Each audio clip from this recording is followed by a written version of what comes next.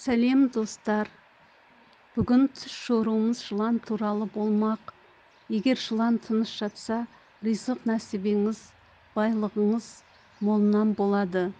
Жылан сізді тістеп не жайсыз болып кірсе, сол байлыққа жететін мінезіңіздің дұрыс емес екендігін және өзіңізге қандай мінезім, қандай іс-әрекетім осы жақсылыққа жеткізбей жатыр екен деген сұрақ қойыңыз.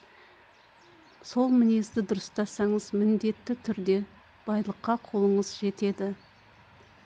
Жылан әртүрлі болып кіреді. Жасыл, ақ, қара.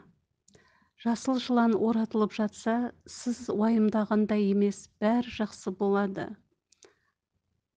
Қара жылан болса, айналадағы адамдарға сын көзбен қараңыз.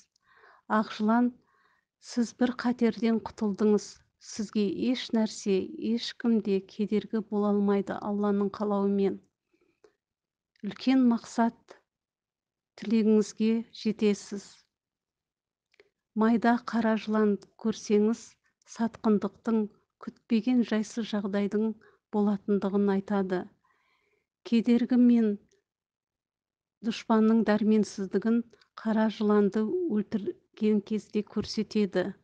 Мақсат тілегіңізге жетіп, жақсы өзгеріске дайын болыңыз.